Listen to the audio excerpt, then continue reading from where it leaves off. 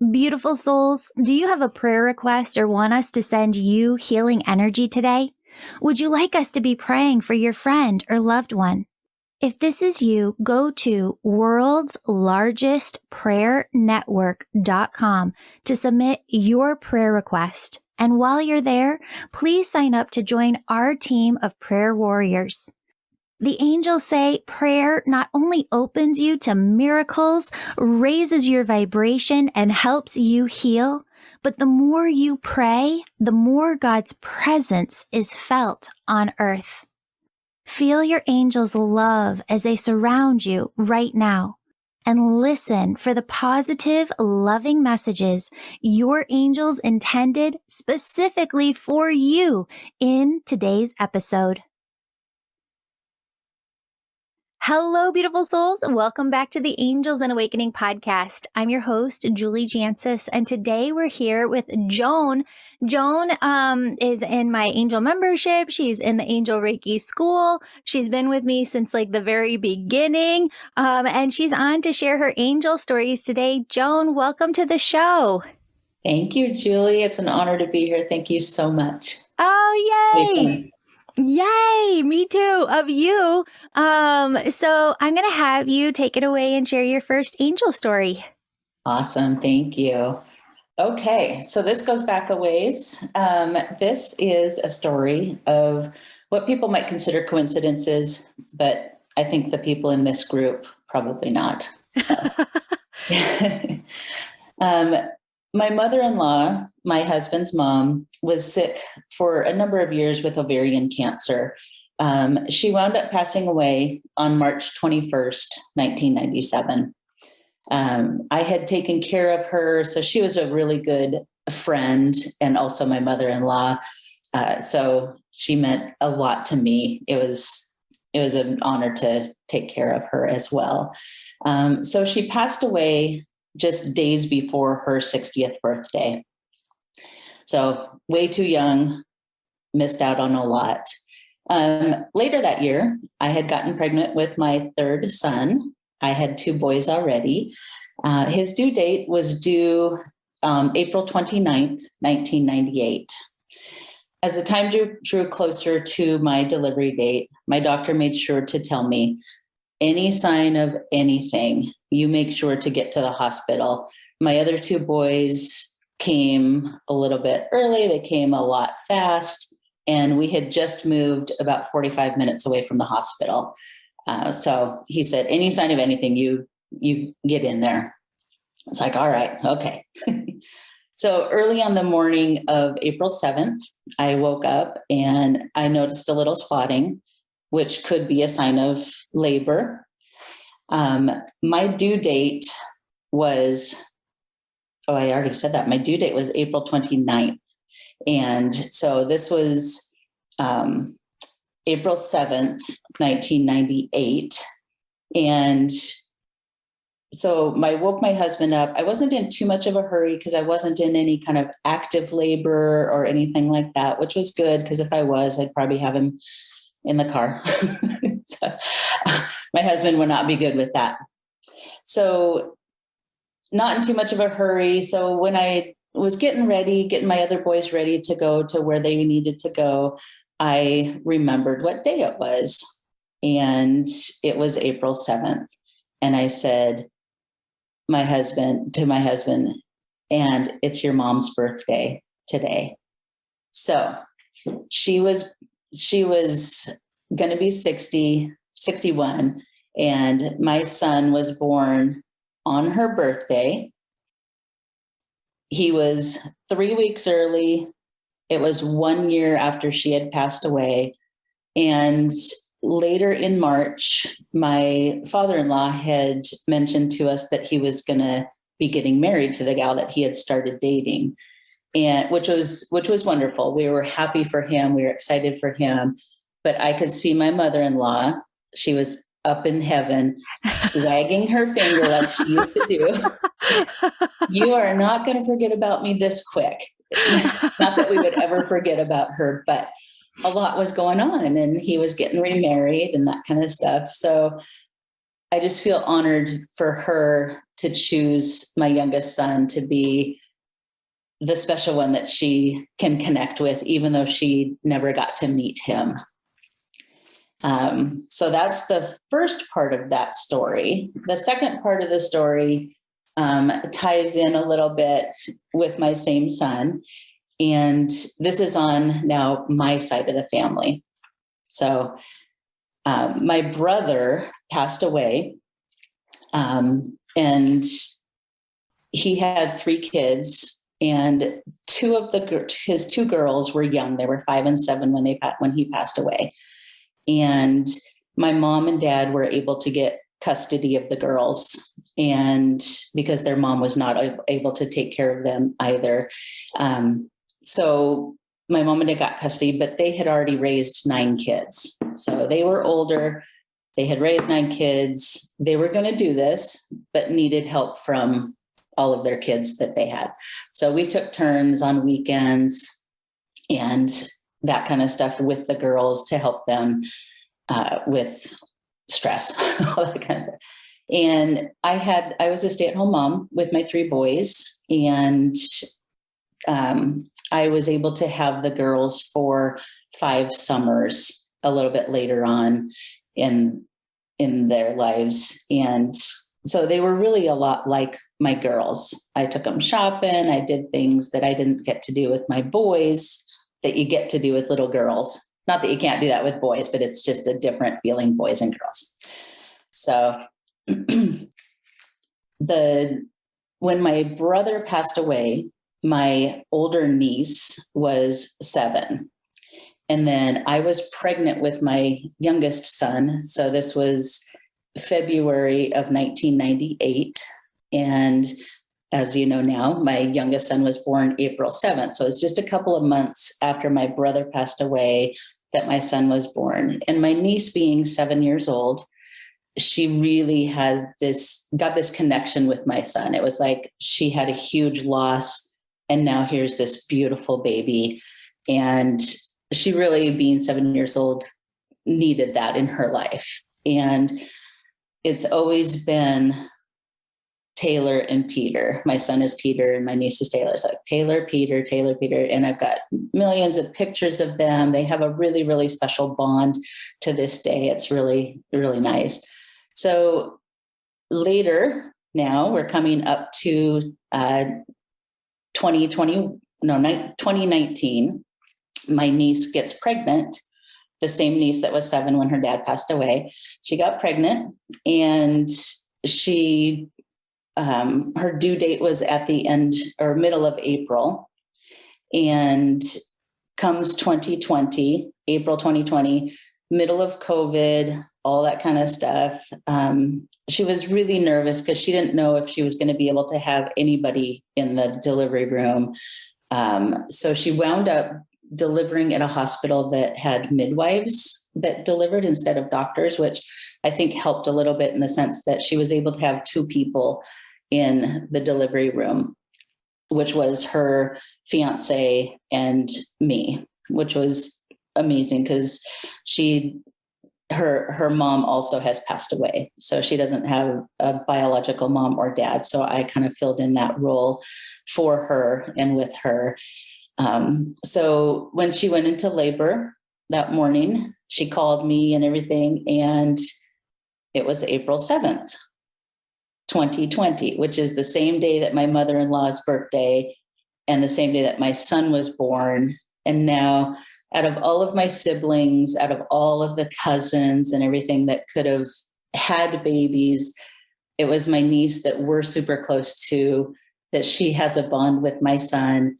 And her daughter was born on his birthday, April 7th, 2020. So there's just this beautiful connection and woven through both sides of my family.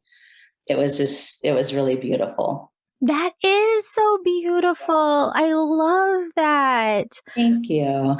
There is so much meaning behind that. Have you ever gone on Joanne Sacred Scribe's number index and looked up? I have. I have, but I haven't looked up lots and lots of numbers, just here and there. I wonder if you look up April 7th, like 4-7. Uh-huh.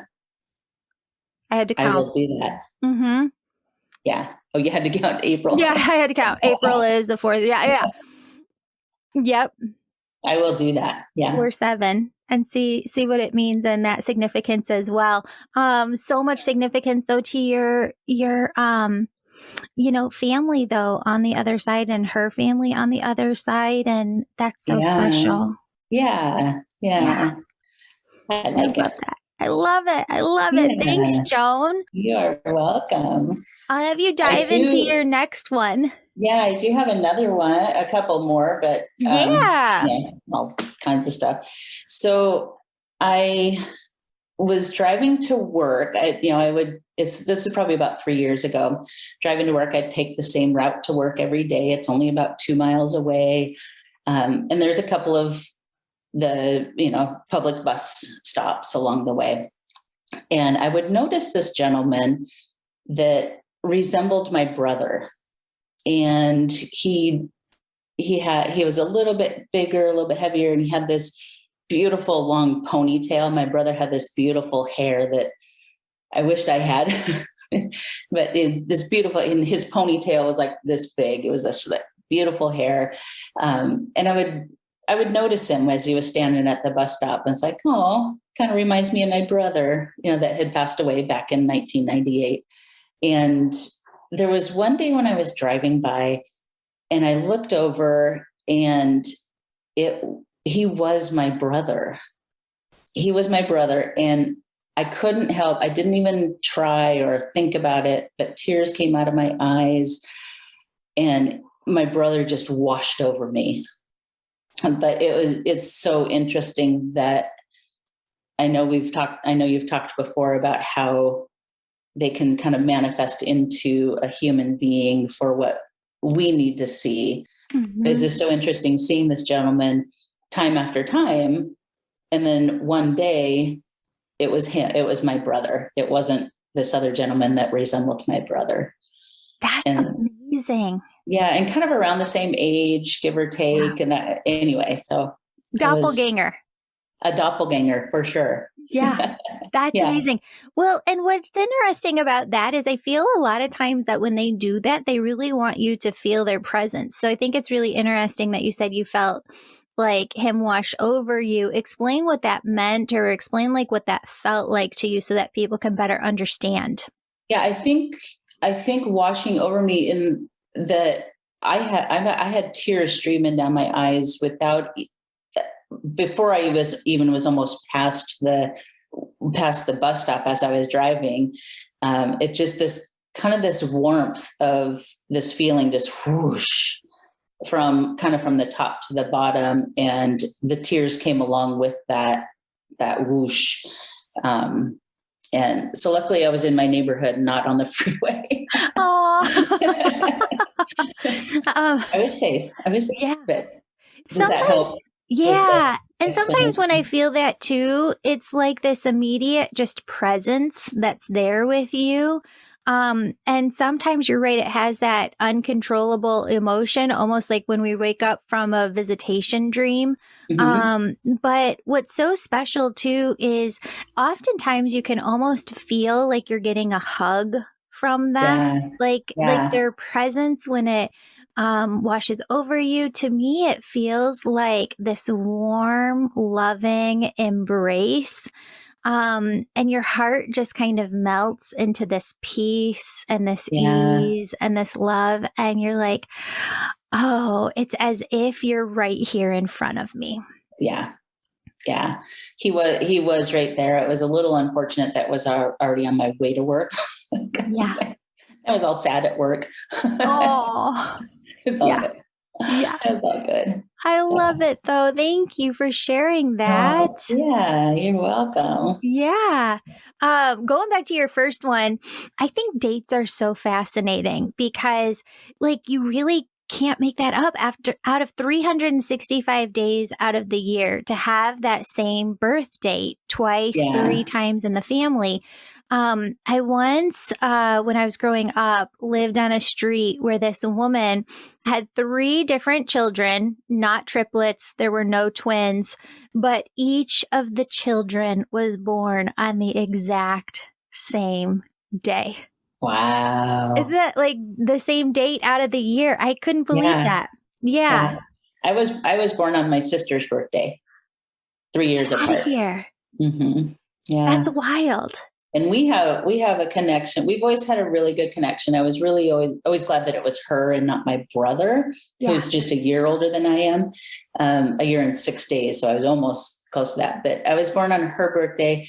And then when we had our kids, so she had her son 3 years before my oldest son was born, but he was due on April 28th, I think. And then it was born on August 28th, and then was born on August 1st. My oldest son was born 3 years later. So she and I are 3 years apart. I got pregnant with my first son 3 years after her son. Our due dates were exactly the same. We wound up having our kids on different days. They were both born on Tuesdays. They were both born in the morning. We both had fairly quick labors. And so there's so many, I don't know if they're I don't want to call them coincidences, but the coincidences between my sister and I, we have this really special bond in that way as well. We got to thinking about it a couple of years ago. I was like, wow, that was fun.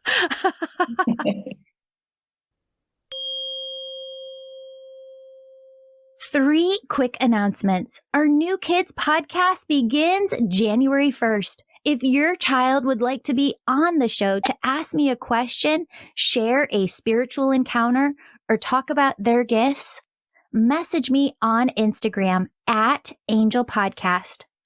Also, it's not too late to take my new course with brand new content called Find Your Purpose in 30 Days. Find the clarity, direction, and roadmap you've been searching for in my brand new course, Find Your Purpose in 30 Days.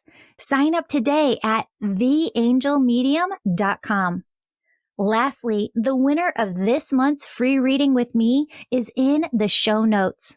Leave a 5-star positive review of my podcast or book, and you could be next month's winner. I know you have a bunch of angel stories. Is there another one? Yeah. You mentioned visitation dreams, and I always like to hear other people's visitation dreams. So again, with my brother, not too long after he passed away, I had what I know was a visitation dream. And he was there at the foot of my bed as I was sleeping. He came to me at the foot of my bed. And in my dream, I woke up and it's like, Tim, what are you doing here? You're dead.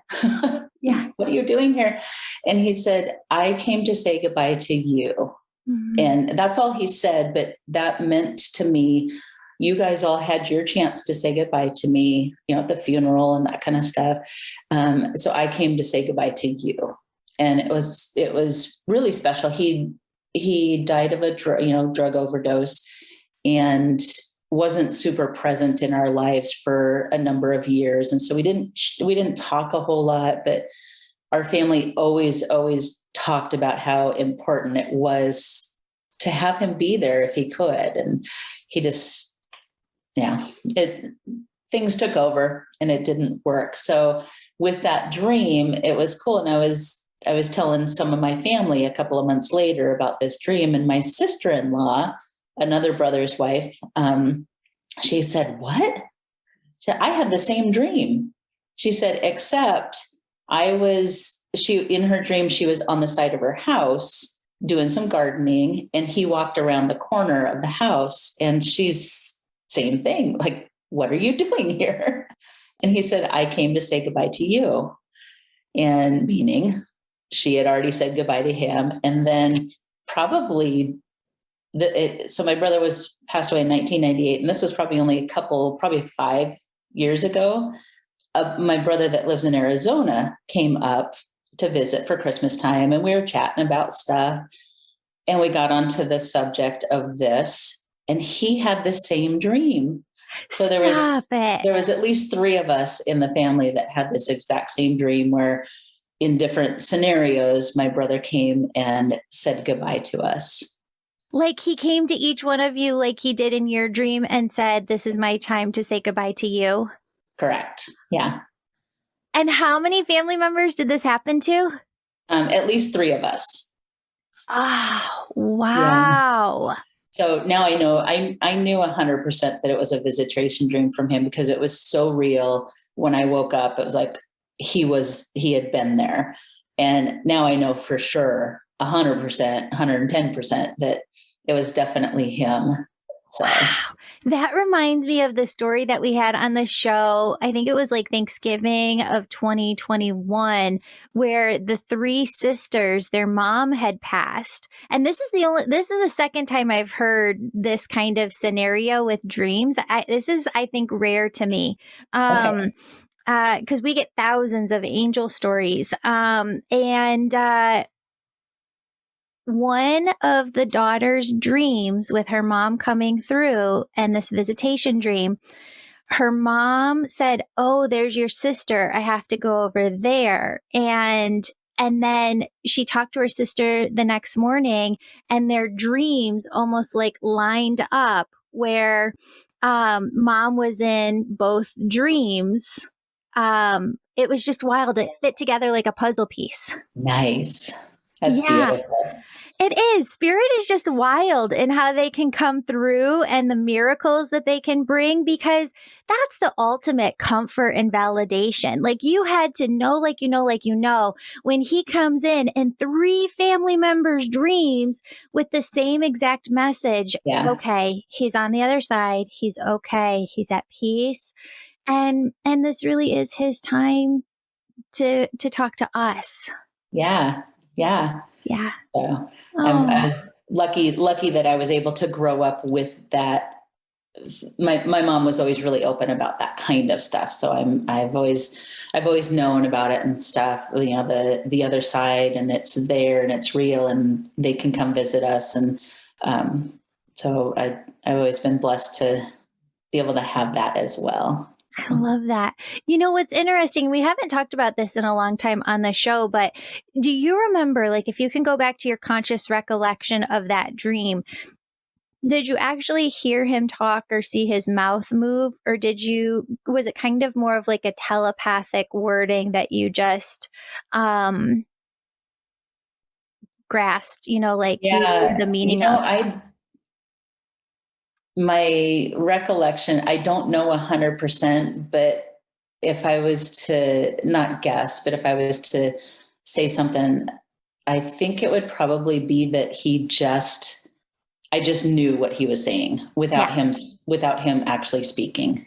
You know what's Yeah. interesting? Because you and I have talked before and we've had a lot of sessions in the past and we brought through your brother, but I've never heard like them put it in this way. But what he just said is, we also use that as a tool to help you understand what it's like and the language of communicating with the other side, because it is different. You're not hearing a voice. You're hearing Right. you're hearing it in a different way. But then when you're actually awake too, oftentimes that's what it's like as well.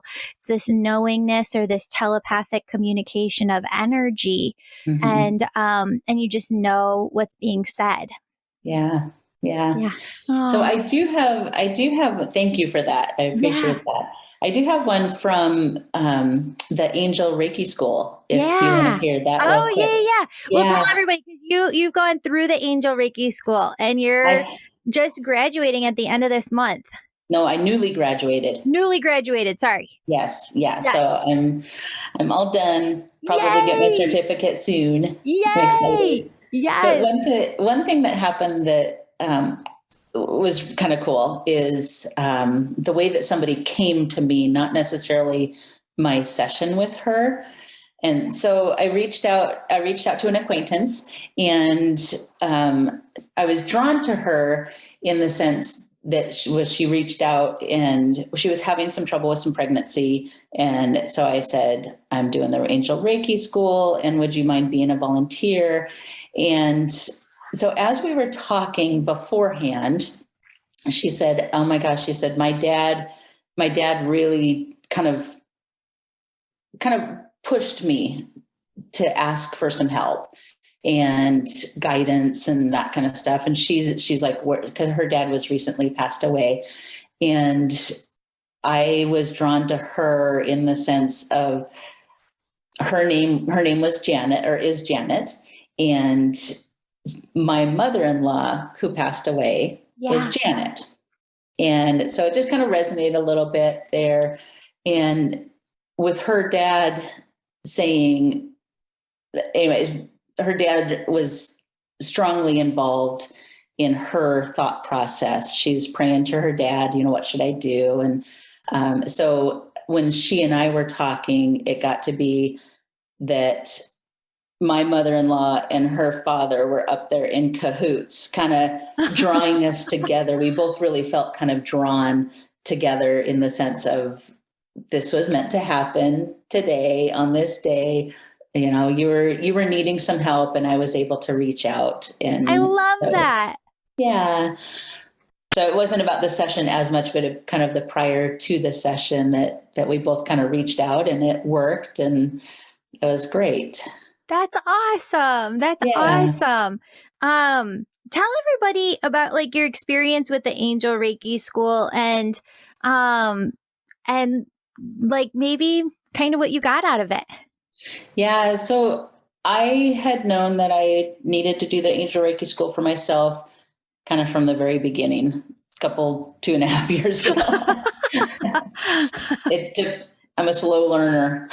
No, it was good. It was, so I needed to do for myself, I needed to do some of the angel membership. I'm super glad for myself that I did the angel membership first. For me, it opened up a little bit more to the Angel Reiki School. Because you learned about like oneness, you learned about who all the angels were, you kind of like marinated in that for a while, and then it made it easier to kind of go. It made it easier. Yeah. Going through that whole year with, like you just said, the angels, the oneness is huge. And that's the very starting point. But also learning about my inner child and kind of how that works, and how to kind of go into somebody else's solar plexus and feel what might need to be working on with that inner child. So I know now how that works for myself and all that different stuff. The process you go through so in detail, Julie, it's amazing. Week by week, it's very well laid out, very simply laid out, and we have to do the work, but we know what to do as students because you've done such a great job with it. And then week by week, it truly is amazing watching yourself grow and get a little more relaxed. And at first I was like nervous, and my whole body got really hot and warm. And then towards the end of those 8 weeks, I wasn't as nervous, still a little bit nervous. You're working on somebody and you're working in their energy, and that's a really sacred space for people. And the fact that they trust you to be able to do that it's an honor, and it's a big responsibility. But I was hot and sweaty at first. And then towards the end, I was able to really kind of get my energies flowing through my arms and through my hands and concentrate it more. It's really an interesting process. It's fun. It is. You're reminding me of something that I've never talked about before on the podcast, but I've always been a person who loved the saying, cold hands, warm heart, because my hands are always freezing until I start doing my sessions, and then they're burning up. Like they're just so hot. And it is a sign, because you're running energy through your hands. The energy is kind of coming out of your palms and into the person. But it's a sign of a healer. Yeah. I can definitely feel now the energy kind of pushing through and into those different chakras and stuff with the volunteers. So it was great. It was really good. Tell people about the first time that you got a piece of validation where you were like, oh my God, I couldn't have known that.